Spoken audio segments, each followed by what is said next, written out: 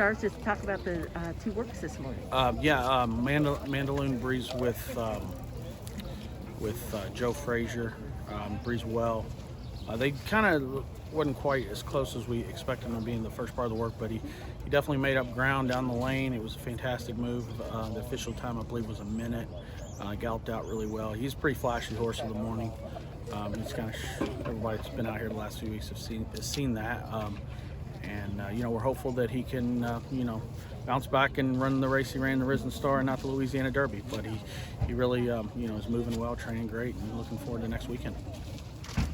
Essential Quality, breezed alongside Spa City again. He's been his regular workmate for a while now. Really good move. Wasn't looking to do a whole lot. I think I had him a minute and two from the half mile back around to the 7/8 out 14. Kind of instructed the rider after the 5/8 to reel him back in. He did. Rider did a fantastic job. He cooled out great. Both horses cooled out great. They look fantastic so far, and we'll check them tomorrow morning and keep our fingers crossed and on to next Saturday. Well, down to important things. Spa City really caught our eye. His gallop out. Where's he running? He's a horse that's we use the term morning glory sometimes, and that's kind of what he's been this winter. He's always trained really well, just not really shown up in the afternoon quite like we expected. He had a big race off the layoff last year. He's never come back to that race. So that's what we've designated him to be, Essential Quality's workmate for the time being. And yeah, he will fool you, just to be really save honest. Our money? Save our money? He'll fool you. I think he's always been a fantastic workhorse, and that's why we've put him with Essential Quality, just so Essential can get enough out of it. But it was a good move for both of them. Regarding Mandaloun, he's been among the most impressive training horses this week, I think, in most anybody's eyes. Has he always been a good workhorse, or is this the norm for him, or is he kind of stepping up his game?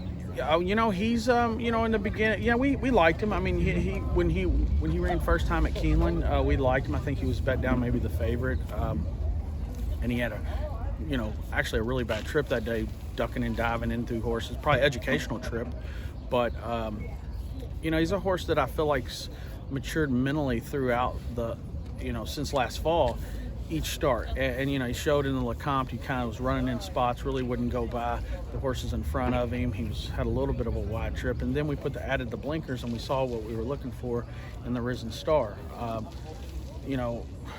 have no clue what happened in the Louisiana Derby. I wish I did, but I don't. I'm just hoping it wasn't his day. There was no physical reason why he performed that way. So, we're hoping he can get back to, like I said, the Risen Star form.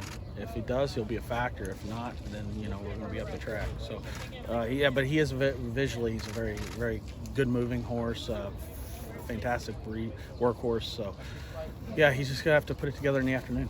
Is there anything that you've been tried to identify as a concern watching Essential Quality prepare for the race, when you can think that it seems like he hasn't taken a wrong step the entire winter and spring? The only concern, I think, with him or any of them is, with him, no. I mean, my only concern is just getting a good trip. I think with him, if he runs a race he's been running, he's going to be there. It's just he's got a 20 horse field. You have to overcome some things and have what you call racing luck. And if he gets a racing luck and a clean trip, we should be in a great position. But even in terms of preparation, as far as any missteps or any kind of things where you say, I got to watch this fine tune. No, zero. He's solid horse. He hasn't missed a beat. I could see that he's, his work schedule's been extremely steady. Obviously showed up and run 5 big races, and his work schedule leading up to his first start last year was extremely steady. So, he's been pretty solid. He's a very, very solid horse. So really, the only fly in the ointment was the weather in Arkansas, right? That's it.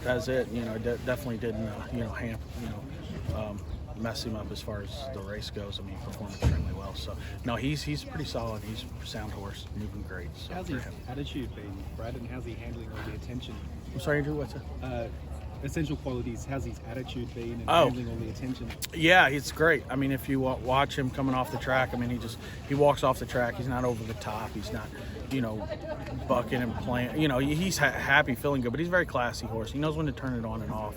I think that's what it's a good quality to have as far as these Derby horses. And we're going to school next week. you know, you can school as much as you want. Derby day, it's going to be loud and a big crowd, and you know, we're hopeful and confident that he'll be able to handle that. We're obviously going to take him over there and school him a couple times next week and let him get as adjusted as we can. You know, probably schooling hopefully when there is a crowd around and stuff as well. So you know, we're confident that he'll be able to handle it right now. How about his trainer? Yeah, I'm good. I'm too busy to be nervous. So that's kind of the way I'm looking at it, where we have a lot going on and just try to stay focused. And, you know, each horse, you know, get them to the track, get them to the race in the best order we can. Any plans to take him to the new starting gates? I don't know. He will go to the gate next week, but you know, I'll have to kind of figure out how that would work out. We just do a lot of schooling at the quarter pole starting gate. That's just kind of our thing. So right now, that's probably where we'll just stay over there at the quarter pole as far as our gate schooling goes. Brad, how do you feel about, obviously one thing trainers always wonder about is if their horse is going to handle the racetrack, and obviously in the case of, you know, Essential Quality and all three of your horses, for that matter, they've all won over this track, correct? And so that kind of takes an unknown element out of it with all three of them, Mandaloun, Cattle River, and Essential Quality. Yeah, no, there's no doubt that you know, it does do feel like we have a little bit of a home court advantage with all three horses having you know, one over the strip, so that's a positive, and especially. I guess Essential Quality having one in the mud as well. I mean, I think the forecast looks really good next weekend, and hopefully it stays that way. But you know, sometimes it does come up a shower here or there, and if it did and the track was wet, I don't think it would affect Essential Quality one bit. I mean, he seems to coast over a wet track, or he showed that Southwest at Oaklawn. But you know, all three horses seem to be you know, fairly adaptable to different surfaces as far as the dirt goes. You know, different types of dirt. So they're all pretty honest horses for sure. Speaking of Cato, what did you make of his work yesterday? It was good. He galloped out really well. Just pleased with the gallop out, how he cooled out and everything. So, you know, just keep marching forward with him. And you know, we put him a day earlier. We wasn't looking to quite do a whole lot, quite as much with him. He's back from Arkansas Derby, Kentucky Derby's 3 weeks. Thought we would just take him yesterday during the Derby time, and he, you know, was the best of us.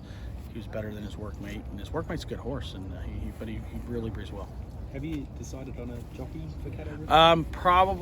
We'll probably have something no later than tomorrow. We'll finalize something. We got some guys that are in the mix for sure. Important question. How long have you had the goat?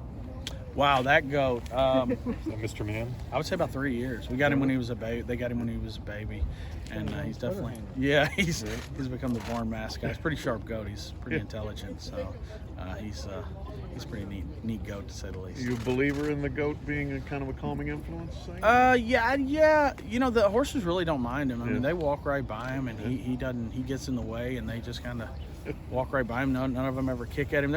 You'll get the odd filly that does not like him, but for the most part, all the horses enjoy him. They don't mind him at all. It's Mr. Man, right? So Yes. He's got a bit of attitude, it seems, Mr. Man. He almost feels like he's the boss. Yeah, he definitely.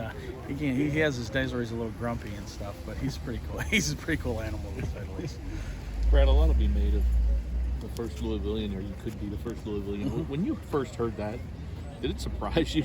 I mean, 147 years. Yeah, it could be a good question on a good Jeopardy question that probably nobody will answer if it happens. If it happens. So yeah, it would be neat. Absolutely. I mean, to you know, we want to win it, and it'd be nice to get one before Del Romans, because he seems to be the other guy that's you know, always in the running. I mean, he's been very close, and you know, he's always you know, has some Derby horses and stuff. So yeah, we'd like to knock it out this year. It'd be great.